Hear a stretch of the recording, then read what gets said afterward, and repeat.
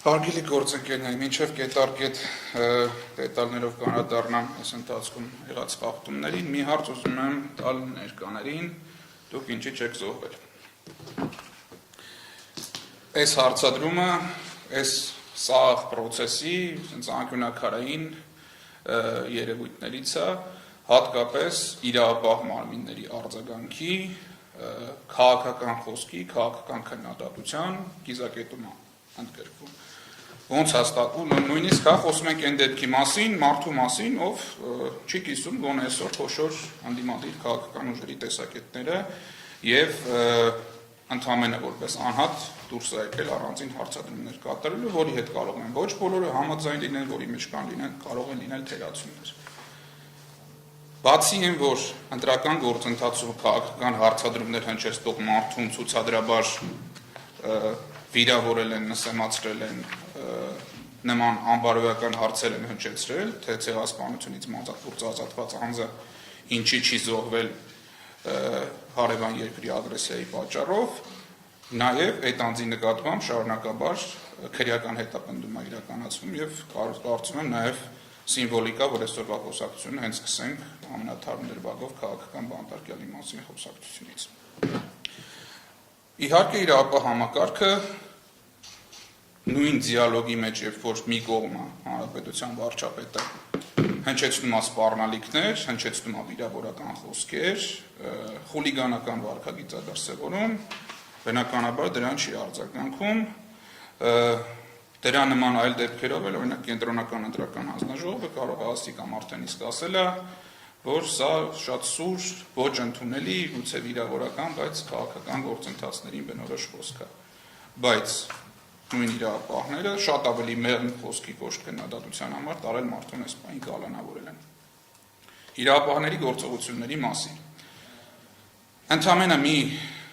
նեղ հարցի շուրջ մենք կարող ենք այսօր վստահաբար պնդում կատարել, որ 2026 թվականի ընտրությունները կեղծված են, եւ դա հակակոռուպցիոն եւ քննչական կոմիտեների շնորհքն է։ Այս կառույցները շուրջ 2 ամիս նախ ընտրական քարոզչությունից առաջ էլ ակնհայտորեն լծված են քաղաքական քարոզչությանը, չեմ խոսում գործերի որակի մասին, չեմ խոսում իրենց հրապարակած տվյալների արժանահավատության մասին, հանցագործություններ կան չկան։ Նախքին մեր փորձը ցույց է տվել, որ ընդհանուր այս կառույցները հասել են ապացույցներ կեղծելու մակարդակով մարդկանց նկատմամբ հետապնդումներ իրականացնելուց։ Բայց ուզում եմ ձեր ուշադրությունը հրավիրել հետևյալի վրա։ Հատկապես հակակոռուպցիոն կոմիտեի վերջին 2 ամիսների հաղորդագրությունները, եթե վերցնեք, նայեք, իբրև թե հանրային հաշվետվողականության լույսի տակ իրականացվում է քաղաքական քարոզչություն։ Այո, քննչական մարմինները ունեն հանրային հաշվետվողականության իրավունք, պարտականություն, պետք է ներկայացնեն, որ իրենք աշխատում են, հանցագործություններ են բացահայտում եւ նաեւ այնպիսի աուդիո-վիզուալ նյութեր կարող են տարածել, որը կարող է նպաստել հանցագործությունների կանխմանը, բացահայտմանը եւ այլն։ Բայց շուրջ 2 ամիս մեր հետազոտությունները, որը առաջիկայում նաև հստակ փաստարկված զեկույցի կվերածվի եւ կկիսվի նաև ձեր հետ, ցույց են տալիս, որ բացի ստանդարտ իրավական գործընթացների լուսաբանումից, այն մարդիկ, ովքեր, չգիտեմ, տեխնիկական աշխատողներ են, դրանք թե քննիչներն են, զբաղված են քաղաքական հակակարոզչությամբ։ Ամենաառանցքային բանը, որ հաղորդագրությունների մեջ պարբերաբար շեշտվում է, թե որ քաղաքական ուժի ներկայացուցիչն է հետապնդում։ Ես դες միանշանակ պնդում եմ, որ քրեական դատավարության որևէ շահ չի պահանջում, որ հանցակի դեպքի մասին խոսելիս նշվի, որ այս կուսակցության ներկայացուցիչն է հանդես գալիս։ Ընդ որում շատ հետաքրքիր է, վերջի 3 կարծեմ թե առաջի օրը քննչական կոմիտեի վերջի 2 հաղորդագրությունները նայեք, մի դեպքում, երբ որ օրինակ ուժեղ Հայաստանի վերաբերյալ ինչ-որ գործ են քննում, հենց վերնագրի մեջ շեշտվում է, որ ուժեղ Հայաստանի անդամ էս ինչ անձը կատարել է մեր կարծիքով այս գործողությունը։ Հաջորդ դեպքը, երբ որ նույն կուսակցության անդամներին ծեծի են ենթարկում, այդ հաղորդագրությունը գնում է առանց քաղաքական ինչ-որ օգնության, տեղի ունեցել ծեծկռտուք առանց անուններ հնչեցնելու։ Հակակոռուպցիոն կոմիտեի հաղորդագրությունները նաև զուգորդվում են հրապարակված ձայնագրություններով։ Էլի ասեմ, անթույլատրելի է կուսակցության անունը հիշատակել է, որտեղ այդտեղ ոչ մի իրավական շահ չկա, այդտեղ քաղաքական շահ չկա, բայց կարող եք ինքներդ ելիքտորեն հետազոտել, թե ինչպիսի բովանդակություն ունեն այդ ձայնագրությունները։ պայմանական, կարող է մի քանի տոկոսներով սխալվեմ, եթե խոսակցությունների 70%-ը կարող է ունենալ իրավական նշանակություն, 30%-ը ակնհայտ քաղաքական նշանակություն ունի։ Մենք տեսնում ենք, որ այդ ձայնագրությունները ամբողջական խոսակցություններ չեն եւ քննչական մարմինը որոշել է հրապարակի այդ մոնտաժի այն հատվածները, որը կարող է իրավական առումով հետաքրքրություն ներկայացնել։ Բայց այդ հաղորդագրությունների մեջ սպրդում են տարատեսակ վատ խոսքեր, խոսակցություններ, վիրավորանքներ, որոնք հանցակազմի հետ կապ չունեն։ Օրինակ, եթե իրավացիորեն գնացել են ընտրակաշառքի հետևից, ընդհանրապես նշանակություն չունի այդ ենթադրյալ հանցանք կատարող անձը իր խոսքի մեջ, օրինակ, վատ բառ օգտագործի արցախցիների հանդեպ, թե ոչ։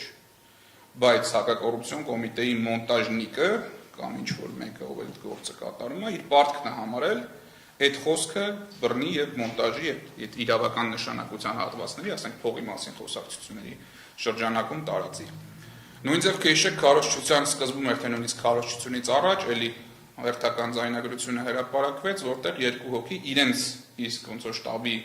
անդամների կամ իրենց համակիրների մասին խոսալուց օգտագործել են շունշանգել արտահայտությունը։ Այս արտահայտության հրապարակումը իրավական անհրաժեշտություն չունի։ Եվ հաջորդ քայլով մենք կարող ենք տեսնել ինչպես է այս հակակոռուպցիոն կոմիտեի պասերը բռնում քաղաքական իշխանությունը քարոզչության մեջ։ Սա իրականում լրագրողական որոշակի հետաքրքիր նյութ կարող է ստացվի, խտրականություն չդնելով, բայց ասեմ, որ ամենահաջողվածներից թվում ազատության նյութերն են այդ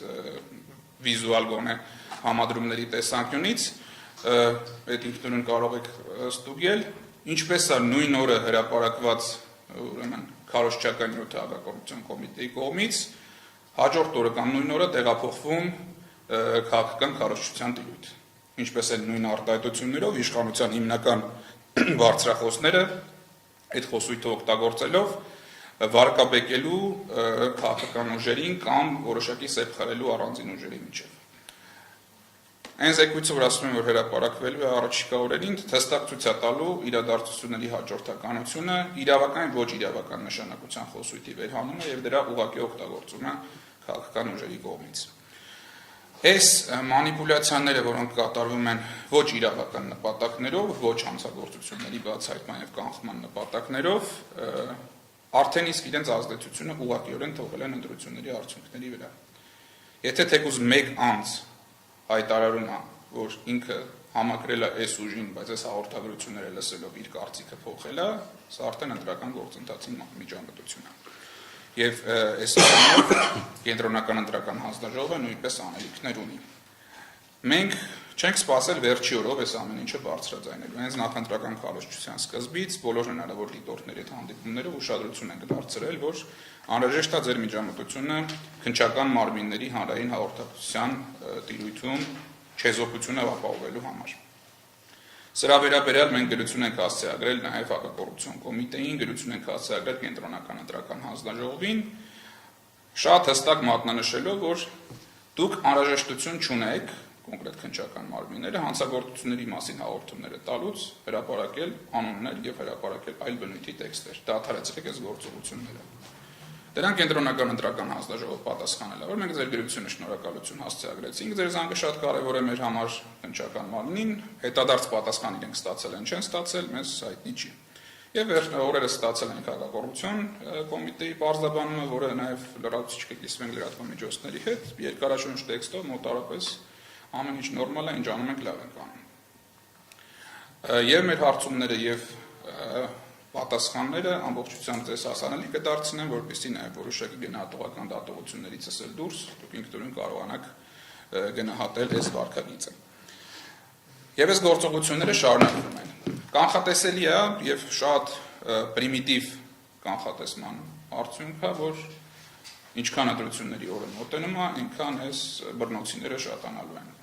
Այսօր էլ, ինչպես նշեց պարոն Մինասյանը, էլի գործողություններ են կատարվել, այդ գործերից որոշների որակին հասցնում ենք ծանոթանալ հենց իրենց հաղորդագրություններից, բայց ասեմ, որ քանի որ այս գործերները շատ կանխատեսելի են եւ քանի որ որևէ ապօրինի գործողություն էլ այս շտաբներում չեն կատարվում, Հայաստան դաշինքի շտաբներում չեն կատարվում,